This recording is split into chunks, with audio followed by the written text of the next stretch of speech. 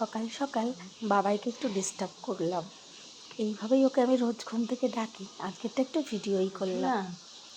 সোনা, ও সোনা বাবা, আজকে তো মাদার্স ডে, তা তুমি তো উঠলেও না, তুমি তো আমাকে উইশও করলে না। সবাই তো দেখছি ফেসবুকে ছবি ছেড়ে দিয়েছে। তুমি কখন করবা এইসব? হ্যাঁ, আর আমার গিফটটা কোথায় বলো না? আর কত ঘুমবা তুমি? উঠে বলো, আমার সোনা পাপা কই? উঠবা না একটু পরে? কত পরে? একটু তো হাম চুম্পু খেয়ে নিয়ে তো আমার তো সোনা পাপা। তুমি সোনা পাপা? হুম। তো বাবাইকে ঘুম থেকে তো ডেকে দিলামই। এখন অনেকই বাজে, 10টা বেজে গেছে। তো সকালের আমার ব্রেকফাস্টটা আজকে একটুখানি অন্যরকম করে করলাম। ব্রেকফাস্টটা এক একদিন একটু অন্য রকম করে করলে বেশ ভালোই লাগে। মিক্সিতে দই দিয়ে দিলাম, ওর মধ্যে অর্ধেকটা কলা দিলাম, একটু আপেলের টুকরো দিলাম, আর আমি ওটসটা ভিজিয়ে রেখেছিলাম।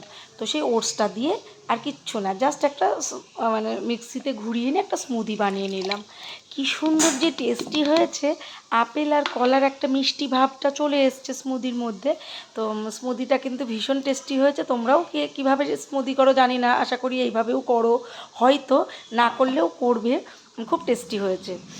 আর জিতের বাবার জন্য ব্রেকফাস্টটা কিন্তু আজকে একটু অন্যরকম। তো কী করেছি দেখো, সকাল সকাল টক ডাল করে দিয়েছি তেঁতুল দিয়ে, আর ওরা সবাই বলেছিল জল দেয়া ভাত খাবে। তো সেই জন্য তার সাথে একটু আলু ভাজলাম, আর ডিমের অমলেট করে দিলাম, আর একটা তো লঙ্কা ভাজা লাগবেই, কাঁচা পেঁয়াজ, আর করে দিয়েছিলাম পকোড়া। সেটা হচ্ছে পেঁয়াজ দিয়ে কাঁচা লঙ্কা দিয়ে পকোড়া ভেজে দিয়েছিলাম। তো এই হয়ে গেল আজকে ওদের সকালের ব্রেকফাস্ট। একটুখানি অন্য রকম করে ঘুরিয়ে খেলে কিন্তু বেশ ভালোই লাগে।